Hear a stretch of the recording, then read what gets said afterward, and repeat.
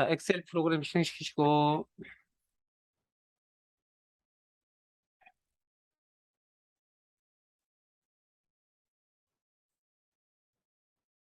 다른 통합문서 열기,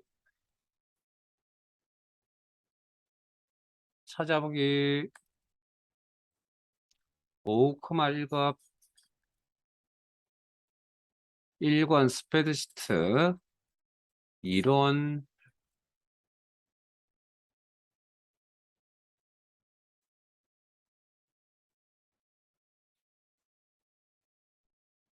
분석 작업 통합,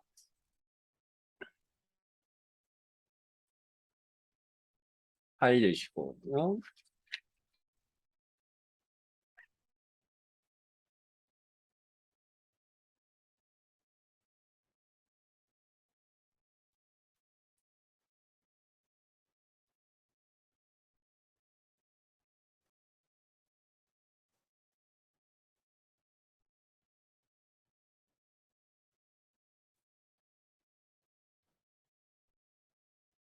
자, 교재 175페이지.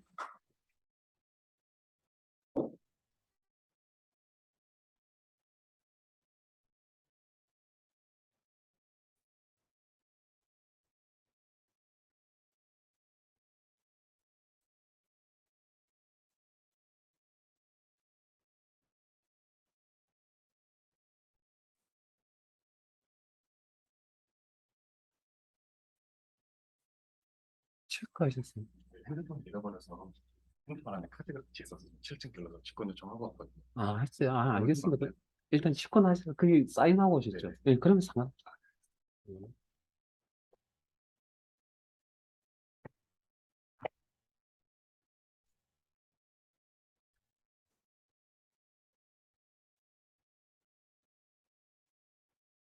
자, 문제 내용은 데이터 도구 통합 기능을 이용하여. 자, 일단 데이터 도구라는 표현은 어제도 보셨다시피 여기 있는 거고요. 여기 있는 기능 중에 하나가 통합이라는 기능이 여기입니다. 여기. 일단 위치. 뭔지 좀 이따 설명드릴게요. 이용하여 표1, 표2, 표3의 학과별 정보 인정, 국제 인정, 전공 인정의 평균을 표4의 다음 영역에 계산하시오. 다음 영역이란 얘기입니다. 여기. 어, 문제 내용 이해되세요? 무슨 일을 해야 되는지 이해되시냐고 문제 내용 읽어보시고. 자, 여기 표1, 표2, 표3에 데이터가 있고요. 거기 데이터를 바탕으로 여기 평균값을 나타내라는 문제네요. 예? 평균 계산하라는 얘기네요. 무슨 기능을 통해서? 잘 모르는 통합이라는 기능을 통해서. 자, 그래서 자, 그러면 이 자리에 어떤 값이 나타나야 되죠? 문제 내용 읽어보셨으면 이 자리에 어떤 값이 나타나야 있어야 돼요? 전기전자공학부의 정보 인정 평균값이 이 자리에 나타나야 되죠. 문제 내용을 이해하셨다면, 자, 근데 그건 우리의 생각이고, 자, 엑셀 프로그램 입장에서 한번 생각해 봅시다. 이 셀이 어떤 의미를 가진 셀입니까? 라고 물어보면 엑셀이 뭐라고 대답할까요? 엑셀 입장에서. 그냥 비어있는 셀이라고 대답을 할 수밖에 없습니다. 그래서 이 녀석은 셀 자체만, 이 셀 자체만으로는 뭔가 의미 부여를 할 수 없고요. 여러분들이 방금 생각하신 거는 우리 머리 쪽에 있는 생각이고요. 엑셀이 그런 생각을 가지려면 이 셀의 왼쪽에 있는 것과 위쪽에 있는 이 녀석의 내용을 도움을 받지 않으면 이 셀은 구분이 일어날 수가 없습니다. 맞아요? 이해되셨어요, 그러면? 자, 그러면 이 녀석의 도움을 받아야만 전기전자공학부의 정보 인정 평균값이 나오는 셀입니다라고 의미 부여를 할 수 있다고요. 자, 그러면 이 셀만 그런 거예요? 아니죠. 나머지 셀들 다 그렇죠. 예? 그는 의미를 가져야만 평균값이 나와요. 그러면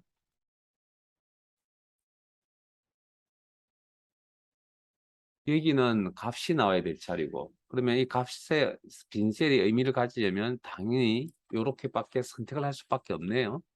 이렇게. 예?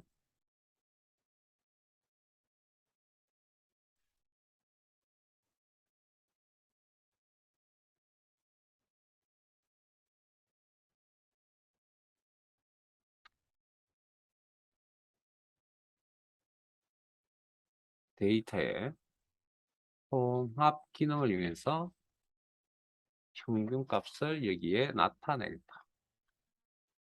평균식이 나타나니까. 자, 그러면 자, 통합이라는 기능 설명드릴 겁니다. 자, 일단 요약 정보로 요약 집계표를 만드는 기능입니다. 여기 평균값이 만들어질 거니까. 그때 원본 자료가 이렇게 있어야 되겠죠.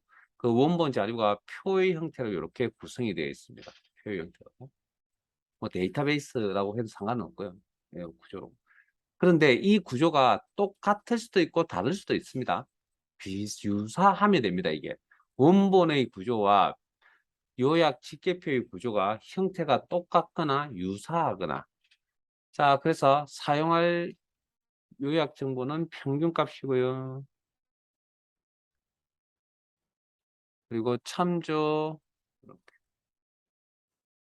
그리고 원본 데이터를 선택하실 때도 마찬가지로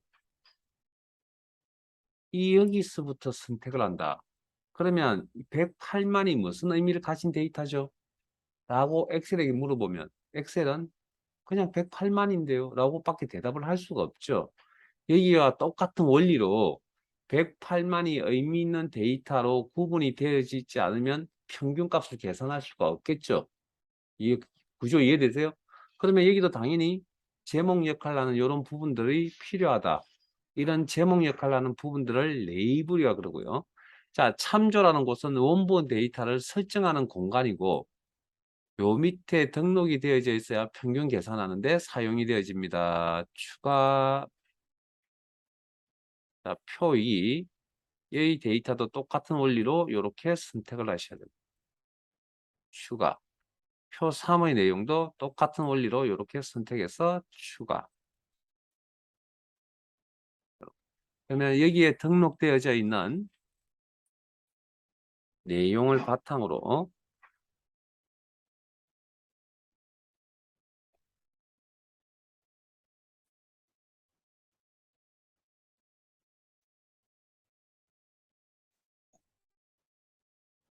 요약 집계표를 작성을 할 건데 잠깐만요. 자, 방금 원본을 이렇게 선택을 했다 손 치더라도 문제는 아직까지 엑셀이 108만이 무슨 데이터냐고 물어보면 아직도 잘 모르겠다라고 대답합니다. 자, 밑에 옵션이 하나 더 있거든요. 통합창에. 사용할 레이블. 레이블은 제목, 항목, 레이블 다 같은 표현이라 생각하시면 되고요.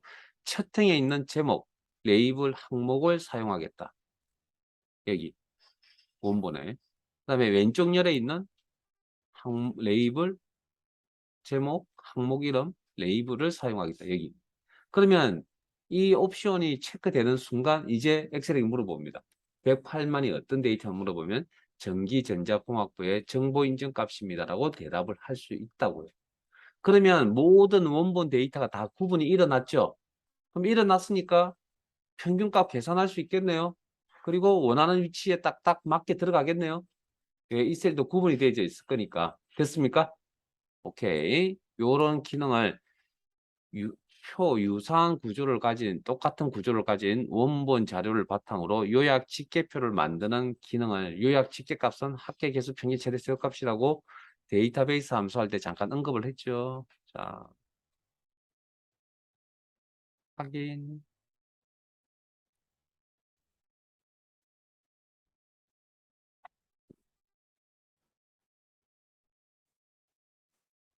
자, 뭐 어려운 내용은 아닙니다.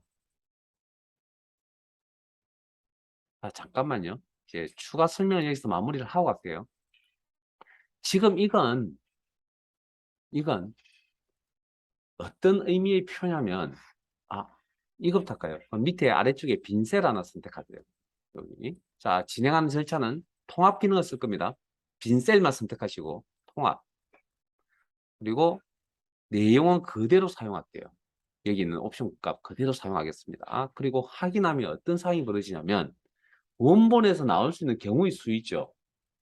여기 4개, 여기 3개 하면 12개의 경우의 수가 나올 거 아니에요. 구조가 똑같네요. 12개가 나오겠네요, 경우의 수가. 그 12개의 경우의 수를 화면에 다 표시해 주면 돼요. 그러면 위에 거하고 밑에 거 차이점이 뭐냐고요? 이건 요 구조는 사용자가 보고 싶은 것만 보겠다고요. 그런데 그 보고 싶은 게 우연찮게도 모두 다였다라는 겁니다. 이거 방금 이건 그냥 아무것도 없는 상태에서 시작했잖아요. 모든 경우수를 다 표시해주는 그런 경우라고요. 자, 그러면 다시 한번 더 설명을 드리자면, 자, 요 부분만 복사할게요. 요 부분만. 그리고 빈 셀 선택하시고 붙여넣기. 열너비 조정. 뭐 혹시 숫자 데이터가 있으면 지우시고 딜리트 키. 자, 그러면 자, 보세요. 이제 요렇게 표가 구성이 되어져 있다는 건 사용자가 보고 싶은 것만 보겠다라는 겁니다. 이런 구조가 만들어져 있다는 건 이미. 그러면 내가 이만큼만 보겠다는 겁니다. 의미가. 이만큼만. 그리고 통합. 자, 내용은 그대로 쓸게요. 여기 있는 내용 그대로 사용하겠습니다. 확인. 하면 이렇게. 이해되세요, 이제? 그러니까 빈셀부터 아무것도 없는 상태 출발하는 건 나올 수 있는 모든 경우 수를 다 보여주겠다. 근데 이런 구조가 만들어져 있다? 이건 무슨 의미라고요? 사용자가 보고 싶은 것만 보겠다. 됐습니까? 네, 오케이. 자, 그러면 통합이 이 시트로 옮겨갈 거고요. 저희들 교재는 178페이지.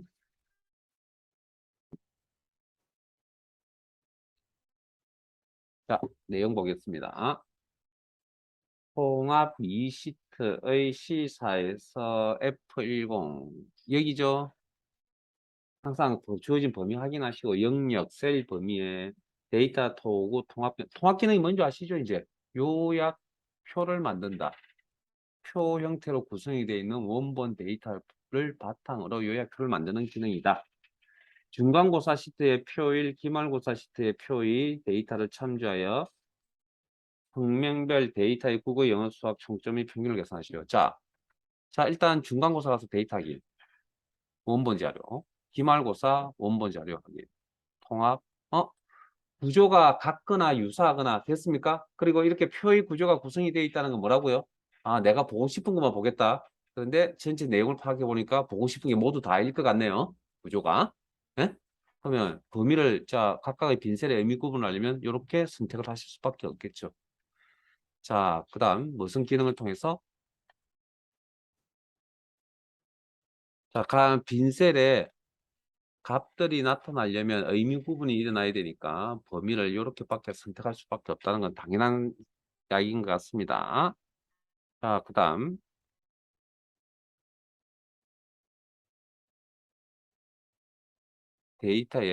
데이터 도구의 통합 기능을 이용하여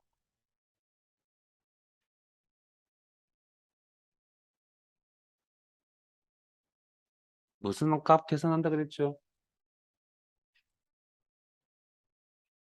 평균을 여기로 계산해 평균 계산이네요. 그럼 요약 정보는 참조 원본 데이터를 설정한 거예요. 그러면 앞에 이제 통합 1에서 1시트에서 했던 내용과 다른 점은 원본 데이터가 어디에 있었죠? 같은 시트 내에 있었다는 이야기고 지금은 내가 필요한 원본 데이터가 다른 시트에 있다는 그런 이야기입니다. 그러면 똑같습니다. 커서 놓으시고 따라가면 됩니다. 원본 데이터가 있는 곳으로 중간고사 클릭.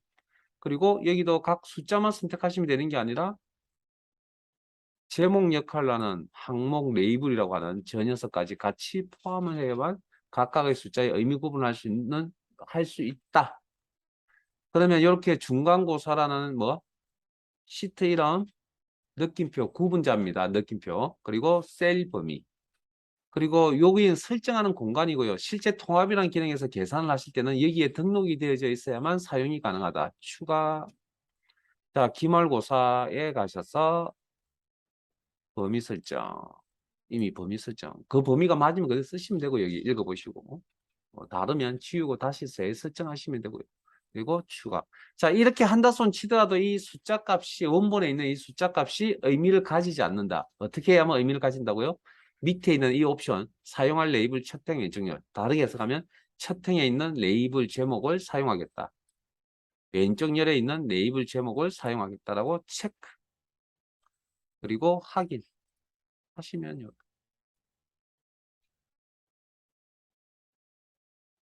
자, 3번 가겠습니다. 동그라미 2번 가겠습니다. 통합 3시트. 자, 시트 옮기시고,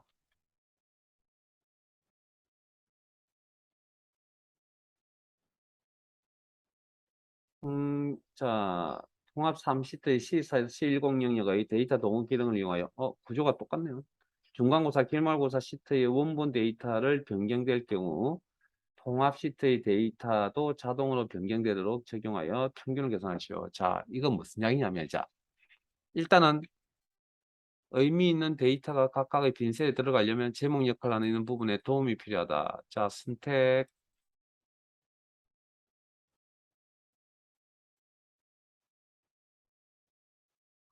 통합 기능을 이용하여 평균 계산하라는 내용이었고요. 참조, 원본 데이터, 중간, 자, 다른 시트에 있는 내용도 선택하셔도 된다. 추가, 기말고사, 범위 그대로 이상 없죠? 그럼 그대로 쓰시면 되겠네요. 추가. 그 다음 밑에 있는 옵션을 체크하셔야 각각의 원본 데이터의 의미 구분이 일어난다. 첫 항에 있는 제목, 항목 이름을 사용하겠다. 왼쪽 열에 있는 제목, 항목 이름을 사용하겠다. 자, 잠깐만요, 이제 여기 이 화면에서 이제 설명 안 드렸던 게 딱 하나밖에 없죠, 이거. 원본 데이터 연결. 이게 방금 문제에서 요구하는 겁니다. 원본 값을 바꾸면 직계 요약표의 결과 값도 바뀐다. 뭐 그런 의미입니다. 체크. 그리고 확인. 하면 요렇게, 자, 앞에 보세요.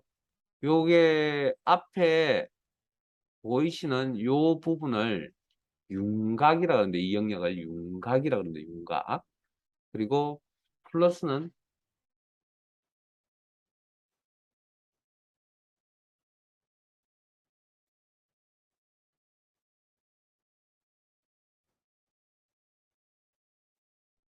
자, 요 영역을 윤곽이라 그럽니다. 이게 열머리, 죄송합니다. 행머리글 앞에 있는 요 영역을 윤곽이라 그러고요. 그 다음에 요 플러스는 확장, 마이너스 축소. 몇 개를 펼쳐보시면 이렇게 나오죠. 그러면 요 일들이 분석 작업 통합에 있는 데이터를 가져와서 김창룡의 평균값 81을 만들었다고요. 요 파일에 특정 위치에 있었죠. 이 중간 기말고사 시트에 있었던 그 자료들이죠. 이 자료를 뽑아서 이렇게 만들었다. 실행 취소. 시험이니까 딴 거 건드리면 안 되거든요. 요렇게 그냥 펼쳐서 보면 이제 여기 이제 회색 굵은 선이 윤곽선이라 그러고 이게 데이터입니다. 데이터. 데이터의 범위입니다. 여기. 그리고 요약값이 이렇게 나타나 있는 거죠. 원본 데이터를 숨기는 거죠. 표시 숨기. 위에 있는 얘기를 이제 수준 표시라 그래서 전체를 확대시켜 주거나 전체를 줄여 주거나 해당 범위 숫자 부분을 클릭하면 수준 표시라고 합니다. 뭐 그런 용어 이해감 따면 더 나올 거고요. 그래서 어쨌든 지금 시험은 나온 결과값 이 상태 그대로 특별한 말이 없으면 이 상태 그대로 두는 겁니다. 방금처럼 저처럼 뭡니까? 이거 보려고 뭡니까? 이렇게 조정을 하고 이렇게 하지 마세요. 실제 시험에서는 여러분들 눈에 불편하더라도 처음 만들었던 이 내용이 정답이라니까요. 왜? 열너비 조정하라는 이야기 없었잖아요. 그럼 조정하는 거 아닙니다. 시험은. 그게 시험이라고 그랬죠. 자, 여기까지 시트상의 작업이 끝났네요. 저장. 요즘 잘 안 나옵니다. 통합이. 과거엔 되게 자주 나왔었는데. 자, 파일 탭에 열기, 찾아보기. 이런 폴더 아래에 1권 스페이스 이런 폴더 아래에 정렬.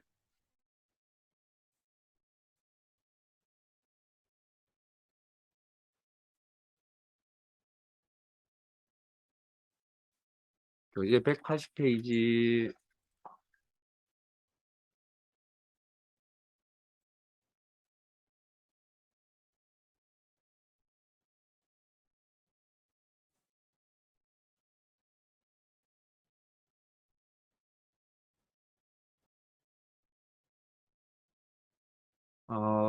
정렬은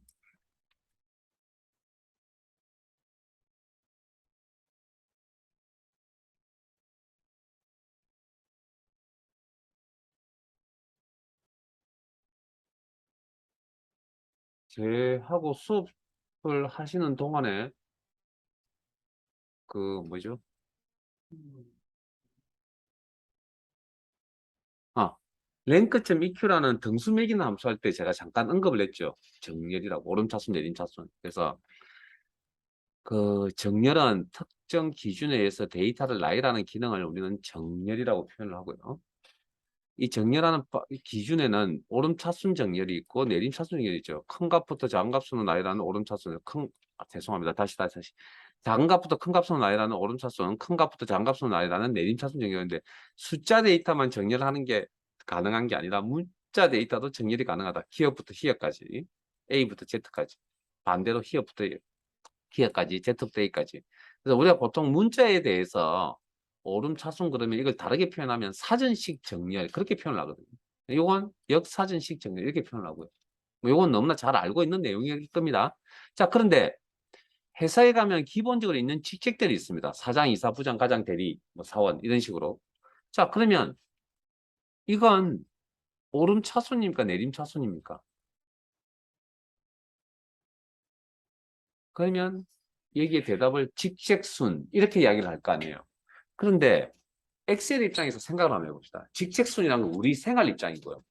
엑셀 입장에서 사장이 직책이 높은지 이사가 직책이 높은지 엑셀이 알고 있을까요? 엑셀은 인공지능이 아니라 그런 걸 잘 모를 거라고요. 그러면 이 상태대로 정렬하라 이렇게 정렬하라고 요구를 한다 그러면 엑셀은 우리 생각과는 좀 다르게 정렬할 거라고. 왜? 저걸 문자 데이터 취급할 거고요. 문자 데이터 정렬은 뭐 오름차순 아니면 내림차순 방식으로 갈 거 아니에요. 그러면 이 사장이라는 직책이 가운데 좀 끼어버리겠죠. 그럼 사장이 집 가운데 사장이 좀 보기 불편하지 않을까요? 그래서 어쨌든 이런 기준이 있어야 될까요? 요건 기본값이고요. 새로운 내용의 목록이 정렬 기준이 필요하다. 그건 만들어 쓰는 겁니다. 만들어 쓰는 거. 됐습니까? 자, 그러면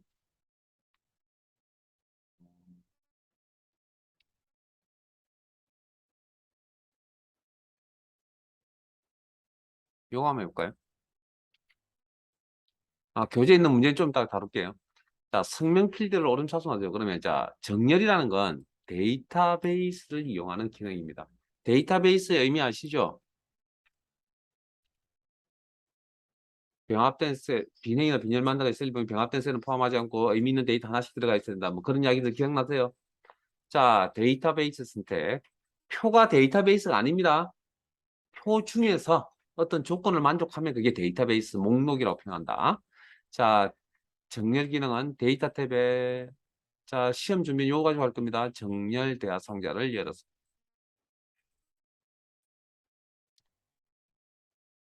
정렬 기준 자, 데이터베이스의 필드를 열이라고 그랬죠. 열.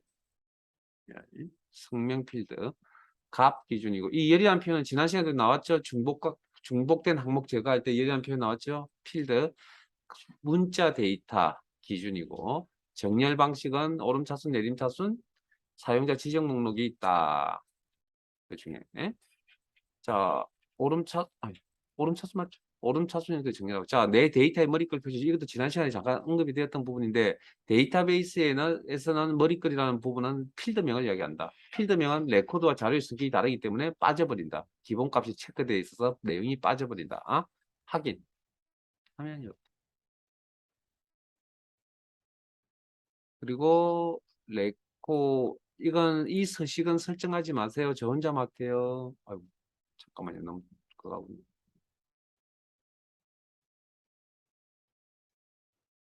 자, 데이터베이스 선택. 예.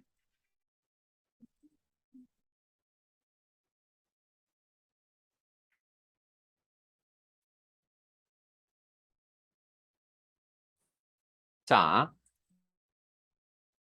사원번호 필드를 내림차순 정렬하세요. 자, 그러면 데이터베이스 선택. 좀 빠르게 진행할게요. 데이터에 정렬 필드 그룹의 정렬.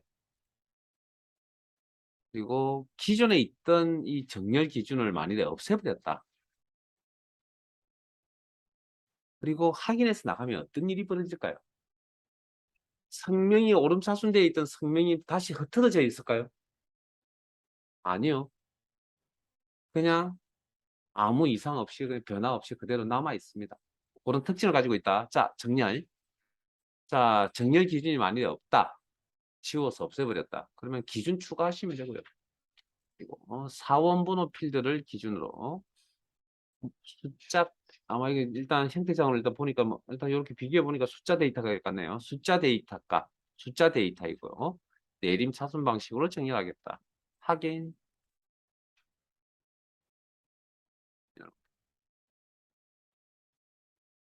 아, 죄송합니다. 이렇게 확인하셨어요. 그때 요 102라는 요 데이터가 저 102만 만일에 따로 이렇게 움직였다 그러면 요렇게 띠, 즉 행이 같이 움직이진 않겠죠. 그래서 데이터베이스 이용하는 기능의 결과는 레코드 단위로 화면에 표시가 되어진다. 됐습니까? 이 행 전체가 같이 움직인다. 레코드 전체가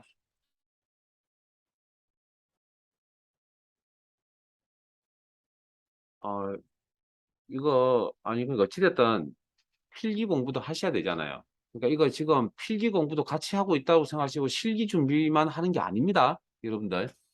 야, 왜 그럼 이런 기본적인 이야기를 왜 꼼꼼하게 하고 가겠습니까? 이유가 있겠죠. 자, 그 다음 이런 작업을 한번 해볼까요?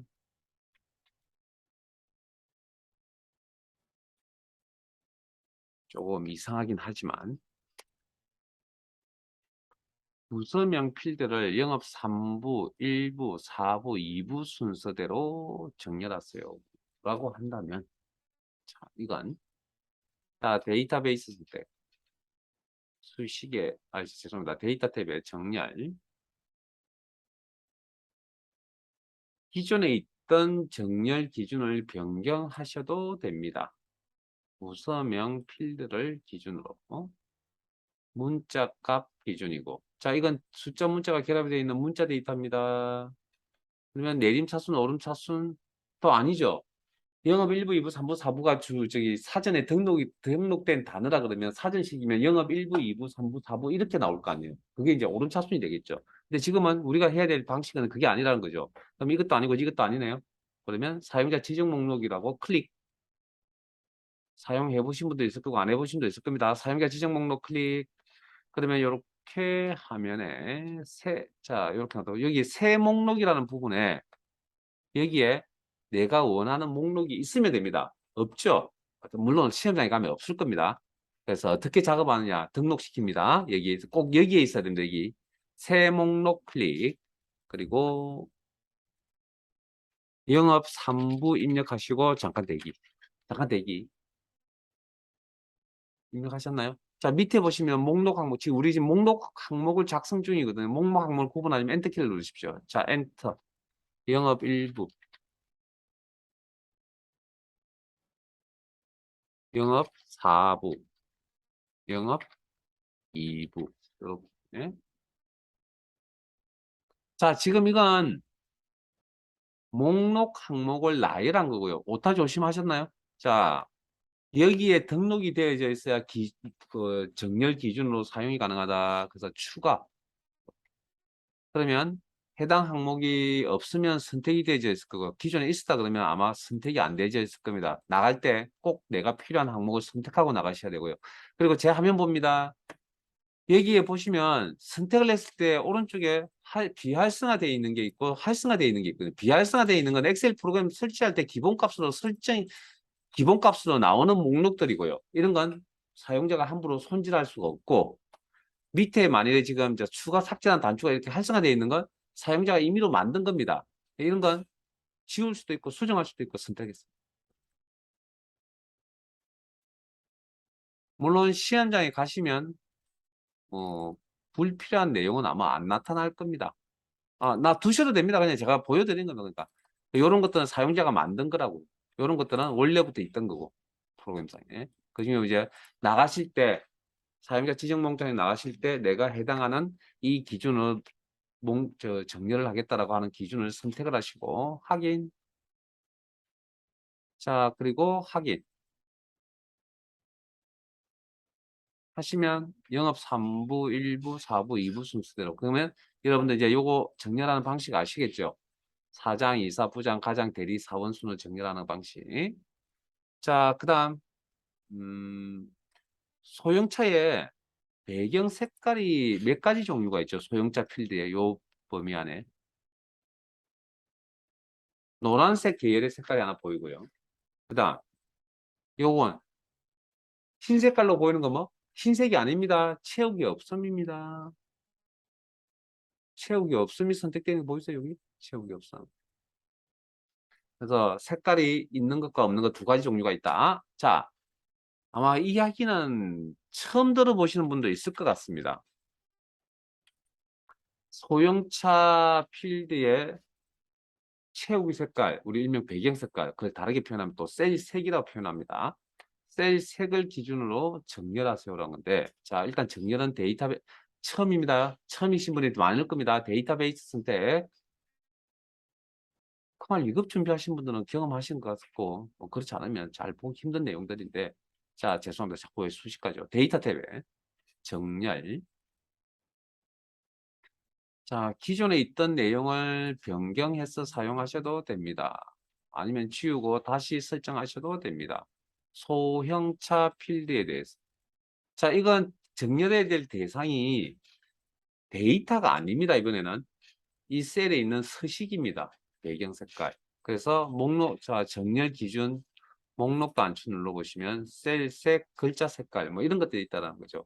그 중에 셀 색, 배경 색, 채우기 색깔 몇 가지가 있다고요? 색이 있는 노란색 계열하고 색이 없는 경우 두 가지인데, 자, 어디에 관심을 둘 거냐면 우리는 노란색 부분에 관심을 두죠. 그러면 마우스 포인터 이렇게 딱 올리시면 RGB 가로 열고 25,2, 235,135 가로 닫고 이렇게 나옵니다. 저게 색깔 값이라 해서 RGB 색깔 값이라 그래서 잠깐만 이야기를 하고 갈게요.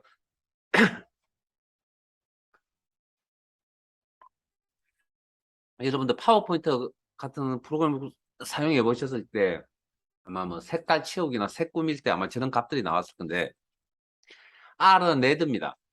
그러니까 레드가 255 지금 현재. 그다음에 두 번째 있는 게 그린입니다. 초록 색깔이 빨간색 그린 색깔 그린이 색깔 그린이 230이고요. 그다음 블루가 153이라는 그런 의미입니다. 세 가지 색을 이야기하고요. 저 값이 각각의 위치에 있는 값 숫자 값들이 가질 수 있는 값의 범위가 0부터 255까지 가질 수 있습니다. 그러면 저 값이 만일에 레드 255, 그린 255, 블루 255 그러니까 25,25,25,25면 무슨 색깔이 나오냐면 세 가지 색깔 다 섞은 거잖아요. 무슨 색깔이 나올까요? 검정색이라고 생각하시면 안 됩니다. 우리는 지금 뭘 다루죠? 컴퓨터를 다루죠. 컴퓨터의 색깔은 컴퓨터는 물감의 색깔을 다루는 게 아니라 빛의 색깔을 다룹니다. 빛의 색깔. 그러니까 세 개의 빛을 우리 눈에 붙이면 너무 밝아서 못 봅니다. 흰색입니다. 자, 그러면 제가 레드 제로, 그린 제로, 블루 제로 이렇게 하면 제로 콤마 제로 콤마 제로 이렇게 하면 빛이 하나도 없다는 거죠. 검정 색깔을 얘기합니다. 물론 이제 RGB 색깔에 대해서 애우실 필요는 없습니다. 우리가. 왜냐하면 시험은 어차피 특정 색깔에 대해서는 명시를 할 겁니다. 우리가 저걸 애우고 다니진 않을 거거든요. 자, 그러면 뭐 RGB 25, 230, 135 셀 색에 대해서 클릭. 자, 이 노란색 계열, 즉 노란색 계열이라는 이 색깔은 크기가 있어요, 없어요? 색깔이 어느 게 크냐고 물어보면 답변하면 안 되죠. 논리적으로 대답할 수 없는 이야기잖아요. 그래서 이 같은 색깔들만 모아서 위에 두든지 아래에 두든지 모아서 모은 레코드를 위에 두든지 아래에 두든지 이렇게. 그러면 이 노란색 부분이 다 아래쪽으로 갑니다. 레코드가 행이 이렇게. 됐죠? 자, 그러면 지금까지 하신 기준은 정렬해야 될 기준은 몇 개? 한 개였죠. 자, 그러면 정렬은 한 개만 나올까요? 항상 뭐 조건이라는 게 두 개 이상이 나오는 거죠. 자, 그래서 우리 교재의 내용 보겠습니다.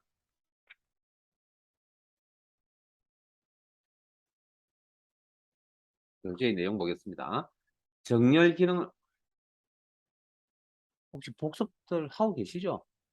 자, 정렬 기능을 이용하여 부서명 기준으로 오름차순 정렬하고 동일한 부서명일 경우에는 뭡니까? 중형차 셀색이 RGB 183222232인 값을 위에 표시되도록 정렬하시오. 자, 그러면 전체 문제 내용 파악은 이렇네요. 그죠? 파악하셨죠? 자, 데이터베이스 선택. 기준이 두 개나 한 개나 똑같습니다. 한 개 이상. 자, 우리는 요 기능을 통해서 작업을 할 겁니다. 클릭. 그리고 기존에 있던 정렬 기준을 지우시든지 아니면 변경하시든지 편하실 대로 저는 지우고 기준 추가, 부서명 필드 문자 값 기준이고 현재 오름 차순 정렬을 하고 같은 값이 있다면 기준 추가. 그래서 여기가 우리가 이제 보통 이제 여기가 1차 정렬, 여기가 2차 정렬, 또 있다면 여기가 3차 정렬 이렇게 이야기하고요. 우리가 1차 정렬, 2차 정렬, 3차 정렬 이런 표현을 쓸 때는 그 우리 생활에서 썼던 용어들 중에 정렬 개념이 들어가 있는 용어가 있거든요. 혹시 대분류, 중분류, 소분류 이런 용어 들어보셨어요? 그게 1차 정렬, 2차 정렬, 3차 정렬 이런 개념입니다. 됐습니까? 자, 그러면 같은 부서명이 있다면 중형차 필드를 기준으로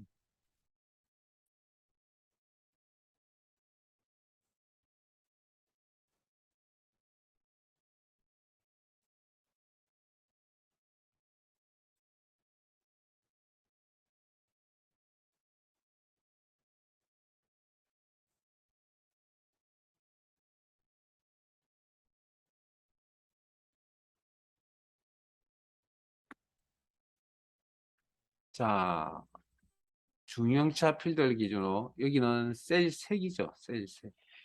글자 색깔은 알 거고 글꼴색, 셀 색. 그리고 마우스 포인트 목록 단추 눌러서 어떤 색깔인지 확인하셔야겠죠. 그 색깔의 값은 이렇게 이름 확인하시고 그리고 위쪽에 표시하라겠죠. 위쪽에. 그리고 확인. 그러면 자, 전체적으로 부서명은 영업 1부, 2부, 3부, 4부 이게 오름차순이고요. 같은 부서명에 대해서는 파란 색깔이 위에, 같은 부서면 파란 색깔이 위에, 같은 부서이면 파란 색깔이 위에. 됐습니까? 1차 정렬, 2차 정렬, 저장, 시트상의 작업이 끝나면 저장. 정렬 리스트로 가겠습니다.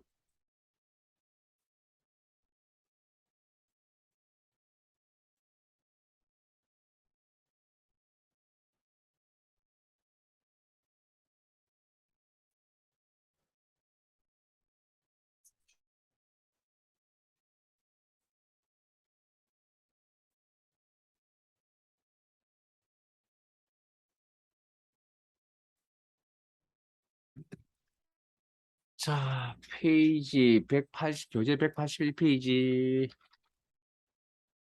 혹시 문제의 내용이 잘 이해되셔서 혼자서 가능할 것 같다라고 판단이 되셔서 혼자 하셔도 됩니다. 그러나 너무 멀리 가지 마세요. 일단 여기 계신 분들 다 같이 갈게요. 자, 문제 내용 읽어보겠습니다.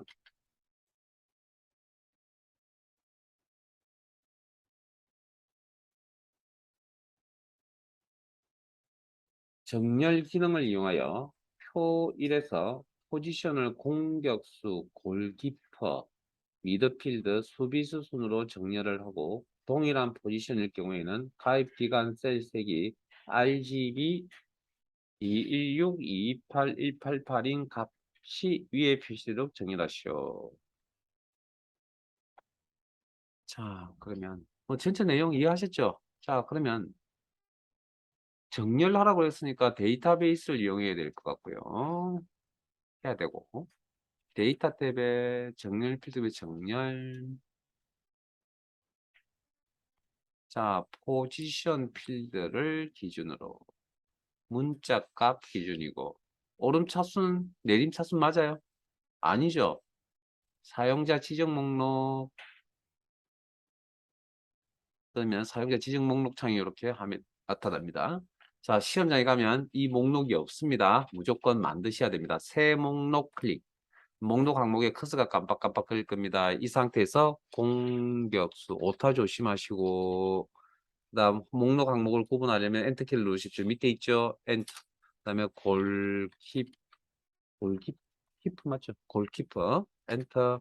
미드필드 엔터. 수비수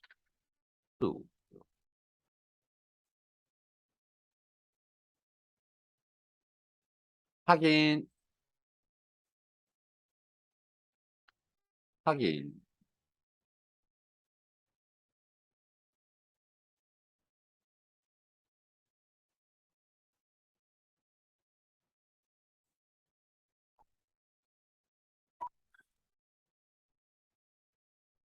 어, 아니고, 죄송. 한 개가, 기준이 한 개가 아니고 두 개였군요. 다시 데이터베이스 선택 정렬. 자, 1차 정렬하신 거고요. 죄송합니다. 기준 추가. 자, 가입 기간 필드를 기준으로 아무도 저희가 챙겨주시는 분이 없네요. 자, 셀색. 뭐, 글꼴색까지도 나올 수 있습니다. 글자 색깔. 뭐, 같은 개념이니까. 자, 셀색. 초록색 계열의 색깔과 채우기 없음 정도 같습니다. 흰색을 채울 때는 좀 색깔 저기 저렇게 안 나옵니다. 자, 셀색 없음. 자, 뭐, 어쨌든 흰색은 아닌 것 같네요. 자, 마우스 포인트 올리시면 문제에서 제공하는 RGB 색깔 값이 보이네요. 162, 28, 188 클릭해서 이것도 이쪽인가요? 위에 표시하라. 확인. 그러면 공격수, 골키퍼, 미드필더, 수비수는 정해졌고 같은 포지션이라면 가입 기간 초록 색깔이 위에 골키퍼, 미드필더, 수비수 1차 정렬 전. 자, 시트상의 작업이 끝났네요. 저장. 자, 정렬 3으로 가겠습니다. 정렬 3. 교재 183페이지.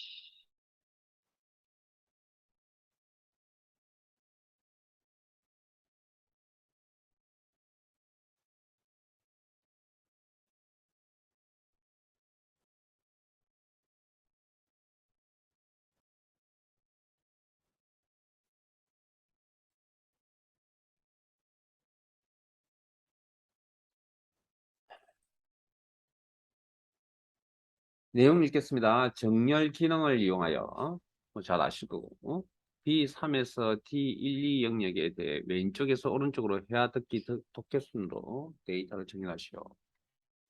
자, 주어진 범위가 따로 있습니다. 따로 있죠. 그럼 그거 이용하셔야 됩니다. 자, 그 다음 이 내용은 방금 두 개의 문제를 풀이하셨던 내용과 비교해 봤을 때 좀 내용이 좀 틀립니다. 왜냐하면 왼쪽에서 오른쪽으로 정렬하라는 이야기가 있거든요. 자, 앞에 보세요. 우리의 정렬은 요 행 단위로 특정 필드를 기준으로 잡아서 행을 위로 아래로 이렇게 배치를 시키는 개념이라고요. 맞아요. 근데 지금 이 내용은 왼쪽 오른쪽 데이터를 위치를 바꾸라는 그런 개념입니다. 이거. 자, 이 기능이 어디에 있냐면 자, 주어진 범위가 있습니다. 어디죠? B3에서 B12 요렇게 문제 그렇게 나와 있잖아. 그럼 주어진 범위를 이용하셔야죠, 이제. 데이터베이스 덩어리, 데이터 덩어리가 이만큼이라고 생각하나 봅니다. 이 문제에서는. 그리고 정렬 대하상을 이용하시고. 그러면, 자, 기존에 있던 것 가지고는 정렬을 하기가 힘들 것 같습니다.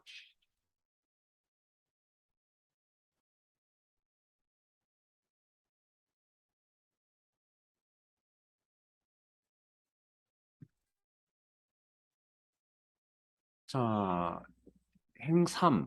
행삼이면 여기거든요. 뭐, 이런 내용인데. 자, 일단 뭔가 이상합니다. 그러면, 지금 우리가 지금 다루는 건 뭐라고요? 지금 제목이 없어. 제목이 없어. 예? 지금 제목이 없어. 그래서 제목이. 여기까지 다 선택을 했기 때문에 인식을 못 한 겁니다. 그러면 어찌됐든 우리는 기본적으로 기본값이 위아래 즉 행 단위로 이렇게 작업이 이루어졌다면 지금은 좌우로 바꾸니까 이건 열 단위로 작업이 이루어진다. 그러니까 90도 뒤집으면 이게 90도 뒤집었다 그랬을 때는 이게 레코드가 될 거 아니에요. 90도 뒤집으면. 이렇게 삐딱하게 이제 90도 우리가 고개를 돌려서 보면 이게 레코드가 될 거 아니에요. 그러니까 그런 방향은 어떻게 처리하느냐? 옵션에 있습니다. 옵션. 옵션.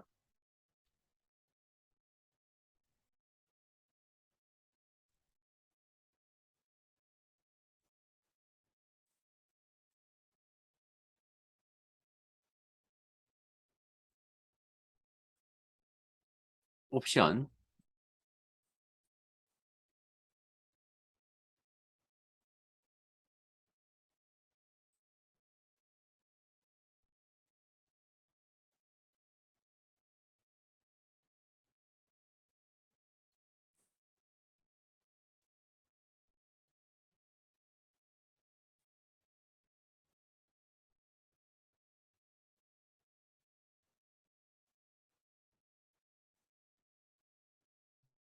그러면 여기 방향에 대해서 나와 있는 거 보이세요?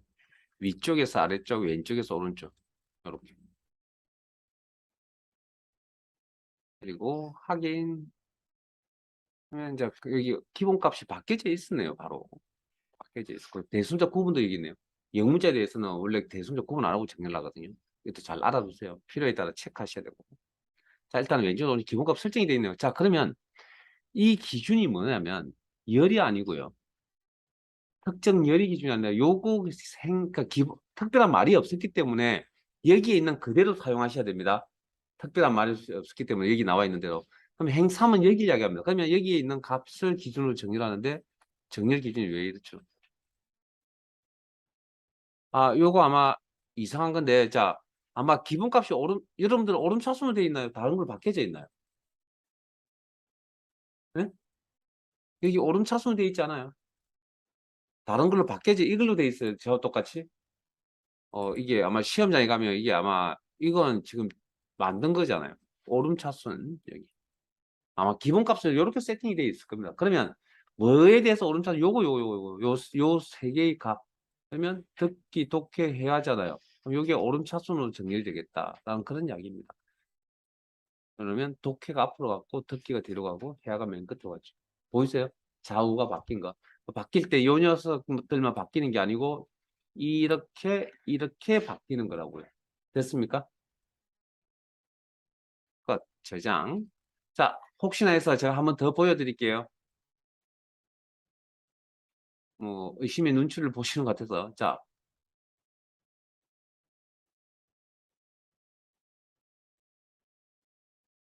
바꿀게요. 원래 이런 게 안 나타나는 증상이거든요. 원래 오름차순 나타나 있을 거예요. 그러면 여기 있는 기본가 그대로 쓰시면 되고, 자, 내림차순 바꾸면 듣기가 다시 앞으로 오겠죠. 아니, 해야가 앞으로 오겠지. 해야가 맨 앞으로. 이렇게. 보이세요, 이제? 네?